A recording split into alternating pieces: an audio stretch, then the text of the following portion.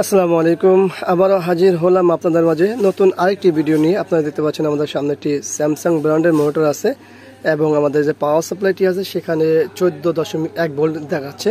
তো এটাতে পাওয়ার already in হয়েছে দেখতে পাচ্ছেন, কিন্তু সুইচ করে দেখি আমরা। তো চলুন, এই হলো সুইচ। আসলে সুইচ করলে কোনো কিছু হচ্ছে না, নো পাওয়ার। তো এখানে সিগনেচার আছে, মোবাইল নাম্বার দেওয়া আছে। তো আমরা এটা খেয়াল রাখবো।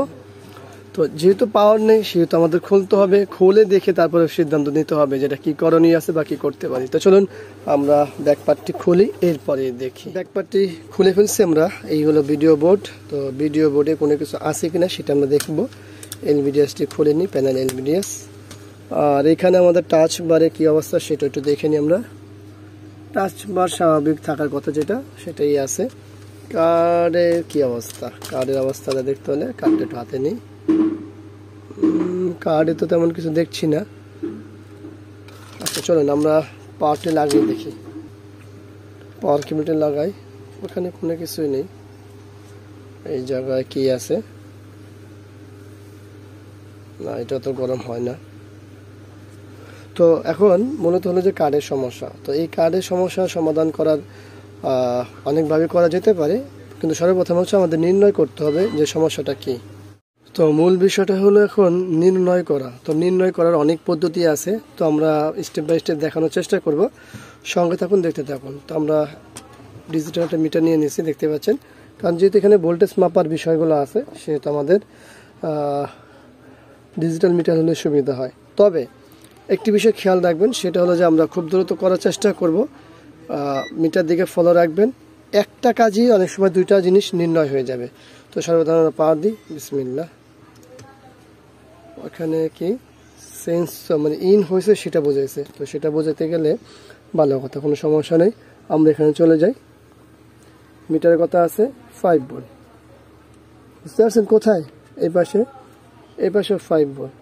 তার অর্থ কি দাঁড়ালো জানেন? সর্বপ্রথমে যে বিষয়টা আসলো সেটা হলো যে আমাদের এই যে মেইন আইসি যেটা আছে এটা ভালো আছে, কারণ এটা যদি শর্ট হতো তাহলে আমাদের এই ড্রাইভার কয়েলে ভোল্টেজ ইন হতো না, মানে এখানে আসতো না। ঠিক আছে, যেহেতু এখানে ভোল্টেজ এসেছে তার অর্থ আমাদের মেইন চিপটি ভালো।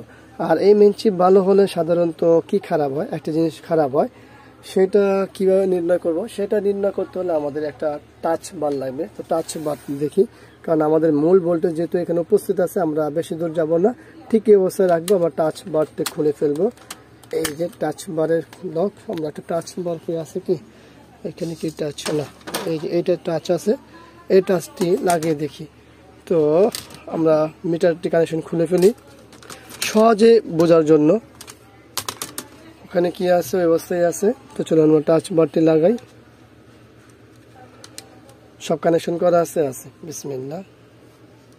দেখুন টাচ বারে টাচ করার সাথে সাথে আমাদের ওইখানে অন হয়েছে, এখানে ব্যাক লাইট হ্যাঁ জ্বলেছে। তো চলুন দেখি তো কি অবস্থা।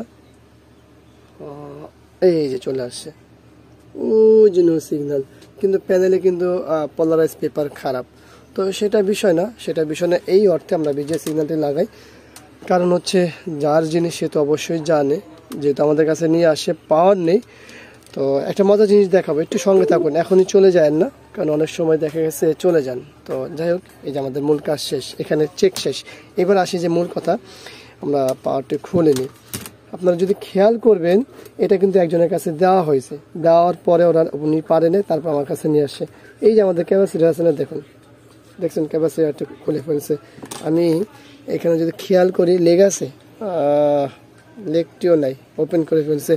তারা বলছে এই কার্ডটি খারাপ, এই কার্ড তাদের কাছে নেই, কার্ড চেঞ্জ করতে হবে এক জায়গায় দেখানোর পরে।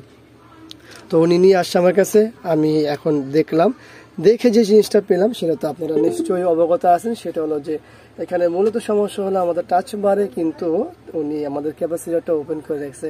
তো সবকিছু মিলে আশা করি ভিডিওটি আপনাদের ভালো লাগবে। ভিডিওটি ভালো লাগলে লাইক কমেন্ট শেয়ার, অবশ্যই আমাদের এই চ্যানেলটি সাবস্ক্রাইব করবেন, পাশে থাকা বেল বাটনটি চাপ দিয়ে রাখবেন। আর যে কোনো বিষয় জানতে হলে অবশ্যই আমাদের সঙ্গে থাকতে হবে। ভিডিওটি ভালো লাগলে অবশ্যই ধন্যবাদ জানাবেন কমেন্টসের মাধ্যমে। আর ভিডিওটি দেখার জন্য আপনাদেরকে অসংখ্য ধন্যবাদ। আল্লাহ হাফেজ, আসসালামু আলাইকুম ওয়া রাহমাতুল্লাহি ওয়া বারাকাতুহু।